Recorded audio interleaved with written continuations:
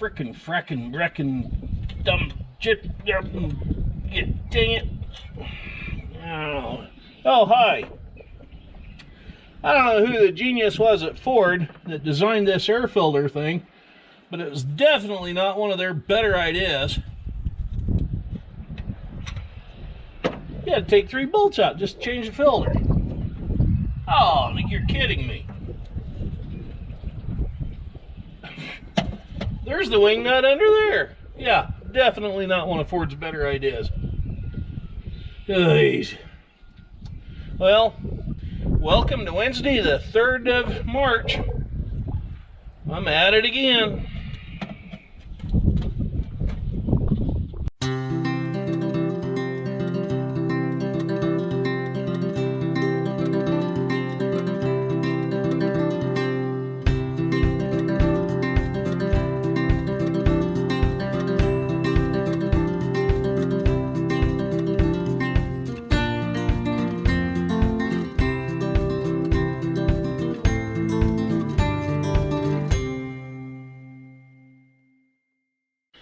Well, I was correct in thinking this thing was going to need an air filter.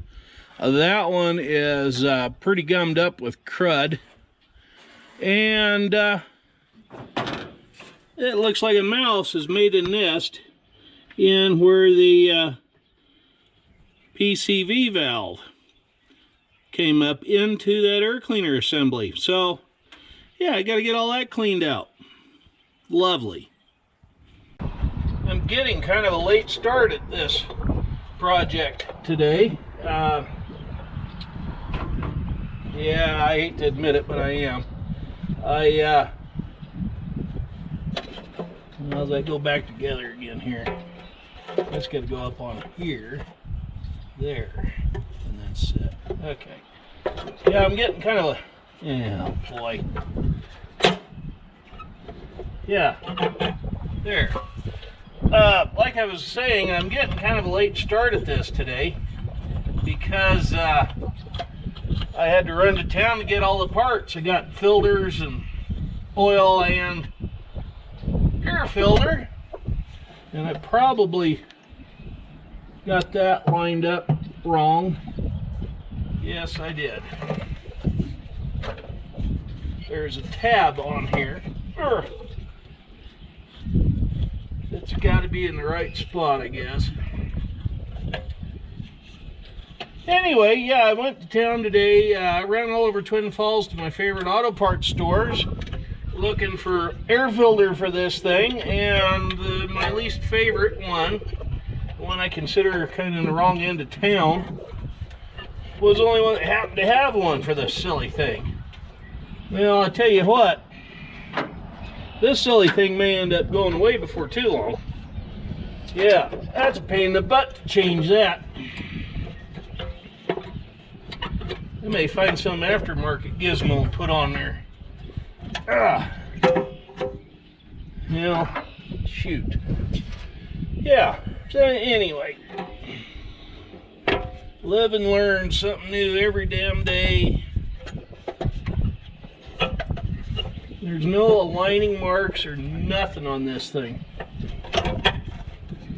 Well, anyway, we're going to get stuff serviced up today. See now that damn nut, that wing nut, well, you can't probably see it. That should be on top where you can get to everything. But no. Ford and their idiot ideas has got to put it down where you freaking can't even get to it. Bunch of dumbasses. Oh, did I say that? I didn't say that, kids. Yeah, I did. Grandpa used a bad word. I got a new gizmo to change oil with. Check that out right there. Made in the United States. That's an alright deal, yeah. Anyway, you've probably seen those before. Never had one, always wanted them. So I'm going to give this oil filter wrench a whirl today and see how it does. You've caught me changing out the mirror on the new pickup. It, pardon my head, this one got no mirror in it. So, yeah, I got a new set today at the O'Reilly Auto Parts in town, and yeah, we're going to change these out. They aren't exactly the same size, but they will work. Got to get what I can in while the weather's half decent. This one's nearly identical for 18 bucks a piece. Beats the heck out of trying to find some original ones to put on this thing, and these will work just fine. And it's close enough looking like the original to be an original. So we'll get this installed and move on to another project. The other mirror is going to get replaced just because. That way they'll match. At least that part of the mirror is shiny. The driver's side mirror is a little bit better. There's more of it. There's at least 50% of the mirror surface there. I could have replaced just the glass, but you know what? For the money, I'll just replace the whole thing. One thing I did notice though, this one's got a bend up in it, and the other one is bent down, so they've had something resting on there and it caved it in a little bit. So that's going to get straightened out before too long. Well, I just got back from my first road trip since I've serviced the thing. All in all, the old girl did pretty good. I am in need of some new tires on it. Obviously, I got a mix match set, and two of them is a little bit on the worn out side, but that's to be expected. And I am going to put a vacuum booster on the brake cylinder so that it will stop a little faster and a little easier. Other than that, just some interior work, a little bit of body work here and there, and a new paint job, and we're good. Well, the next little fun item up is a new hammer handle for my 4-pound hammer here. Got a little bit of a ridge right here around the round spot. I don't know if you can see it on that or not, if the camera will pick it up. I'm going to just buzz it right quick on my grinder here and clean it up a bit.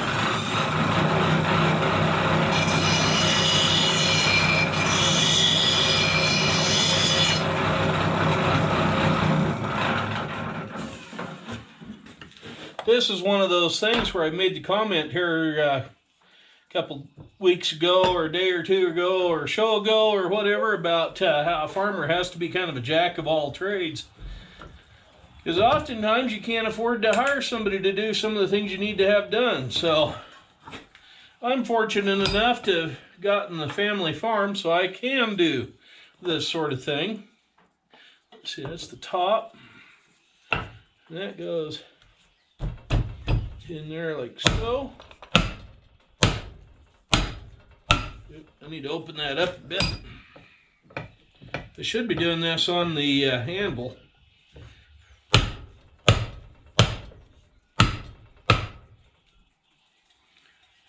Ooh, it's getting warm.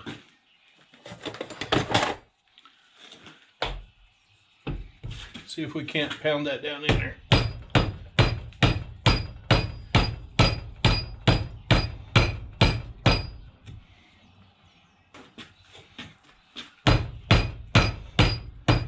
Ideally, you would have a press to push that on with. Unfortunately, I don't. So, we got to do next best thing.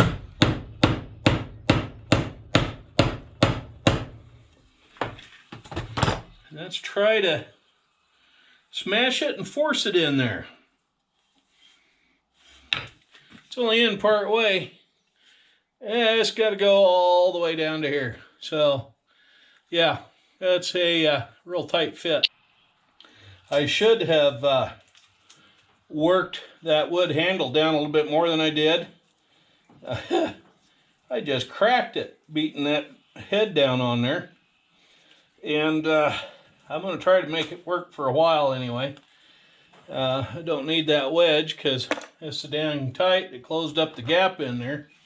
And I can't even get the thing all the way through.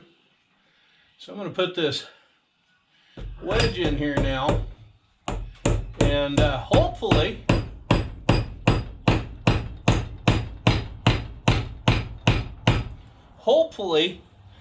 that'll work for a while. I'll buy a better handle.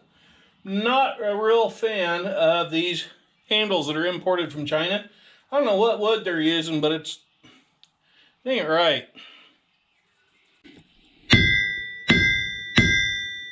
Well, it does bounce and it does ring, so I guess we're okay for a while. I'm going to put the sediment bulb back in the Super M Farmall today too, as long as I'm fixing stuff.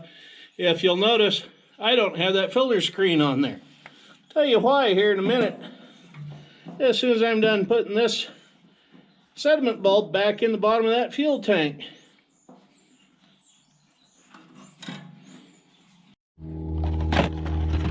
Okay, the reason why this little filter was not installed, along with this little bushing, what the original idea was to enlarge the hole in the top of the filter assembly where it goes up into the tank, to press this down in there, and then enlarge the center of that little bushing. I don't know how well you can see it, but it's a hollow little tube, so that this would push in. Okay, well, we got to talking about it, and the Super M engine is about 25% larger in cubic inch displacement than a Model A Ford. And that little opening right there on the end of that was designed for enough fuel for the Model A Ford to go through. Okay, so we were back to the other plan I had of cutting this little piece off and enlarging the opening in the top of the sediment bulb where the threads are that go into the tank, so that this piece would fit in.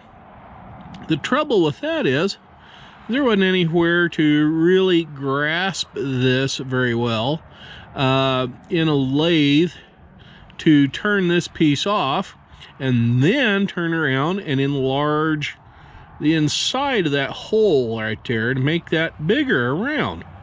Well, it could be done, but we got to looking, and this, I don't know if you can see it in the camera lens or not, but this last little bit right there on the end of that thing has been swedged down or shrunk down around that wire screen. So we can't unsolder it and pull the screen out. It's stuck in there.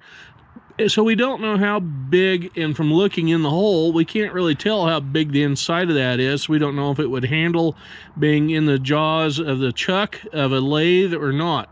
So we opted just to leave that out, and we'll find a little different device that'll work hopefully a little better for us. But yeah, I don't know if you can see where that's been shrunk, squished down onto that screen to crimp it and hold it in place. So we may eventually try it and cut this piece off and enlarge the hole in there, and then enlarge the hole in that new sediment bulb. If we do, it'll be another little video on us screwing it up, or hopefully making it work. If all else fails, that little screen fits a 1931 Model A Ford with an indented firewall. I may have to buy one of those, put it in it. Yeah. Well, the hop of thunder. Anyway, there's the sediment bulb installed, the fuel line reattached all the way back down here to the carburetor. Let's dump a little gas in it and see what happens. For the moment of truth, we're going to open up the gas valve. It's got some gas dripping out of the handle, just like the original one did. How about that? Now, that's simply a matter of tightening up that nut right there as soon as we open it. I fully expect the cork gasket between the glass here and the metal housing to have a little bit of a leak until that cork soaks up with some gas. Let's turn this thing on and see what it does. Yeah, there's the gas filling the bowl.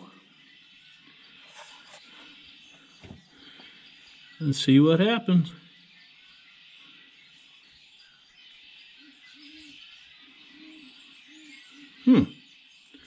No leaks other than that one little one in that handle, which I can tighten just a hair. Well, let me use a different wrench here.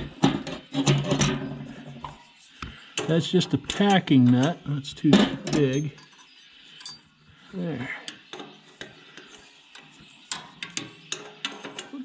That one on it. Yep, that's the right one. Yep, it's just a tad loose. That's all that is. Just a tad bit loose right there. That's just the packing nut.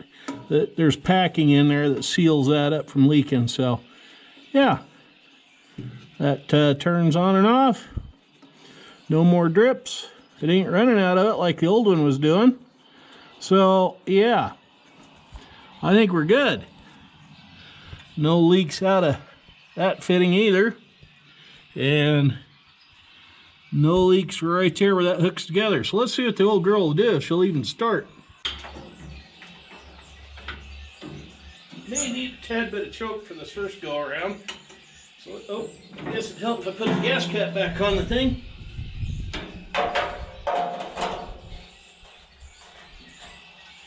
Alrighty. Let's give her a whirl, see what she does.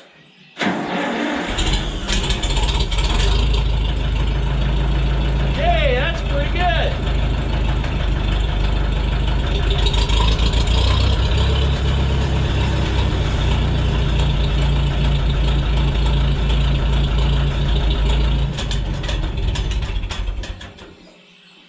Now to service the old girl, and she'll be ready for this spring. A little bit of work coming up for it to do. And to double check, still no leaks. Yeah, so we're happy with this. Yeah, I am anyway. Don't know about the rest of you, but we should all be partying.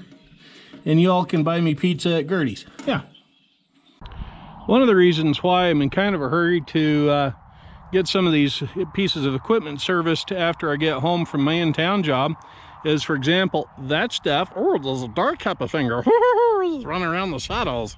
Anyway, that stuff out here in the field, including the pipe that's way over there in that corner, has all got to come out of this staging area here, or the south field, whatever you want to call it, and on the other side of that fence right there. And that old disc that's sitting right there, that's all got to come out of the field so we can get the big equipment in here and stir all that ground up.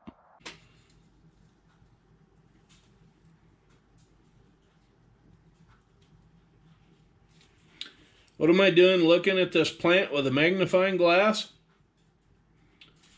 Well, it all started about November of 2020, middle of the night. One of Mom's cats, well, two of them, get to playing in the house. I heard this loud crash, so I jump up, go see what's going on. I find this plant laying on the floor. Its leaves a little chewed up. So immediately I know it was the cats doing it. The little pot that it was in, little bitty thing about like that, broken, laying there on the floor. So I gather the thing up in the middle of the night, put it in this clay pot, and have been taking care of it now ever since in this pot. But up until the time, well, it was 3 years ago when Mother's stuff came here to the farm, I'd been watering it, fertilizing it and stuff, just like she'd been doing. And she told me it didn't take a lot of water. Never tumbled to it. She tells me it's like an air fern. You didn't have to water it. They get their moisture from ambient humidity. Well, 3 years in the making, and she pranked the heck out of yours truly. The guy that's always jumping up and yelling boo at people. Yeah. I finally noticed about a week ago that the damaged ends of the leaves where the cats had chewed hadn't started to turn brown and die back. So I was wondering what the deal was. I get a magnifying glass, start looking at them. Every single one of those leaves is made out of a really finely woven silk, even to the point where somebody has even put veins in these things plus printed the leaf design on them. Yeah, this thing's fake. Every one of these stems is glued together, and there's this plastic thing down here that the leaves are stuck into with some hot glue or something glued in there. So, Mother got yours truly very good. So I'd seen her watering this stupid thing when she was living at her house. So I figured it was real. Well, guess what? 100% fake. And here I'm supposed to be the dadgum farmer, and I can't even tell a real plant from a fake one. How disgusting is that? Well, that's going to wrap up today's little video on some of the fixings and repairs, and unfortunately a practical joke on yours truly. So anyway, don't forget, right down there, hit that little red thing that says subscribe on it. Hit the little bell icon after you click on subscribe. Then you can get notified every time there's a new video out, so you can see what's up here at the farm. I'm looking forward to seeing each and every one of you here this summer for any of our events, or just for some chicken wagon or produce picking. So anyway, I'm Dave, and we'll catch up with you later. Hope you enjoyed this little video. Give us a thumbs up, thumbs down, leave a comment. You know what to do. Talk to you later.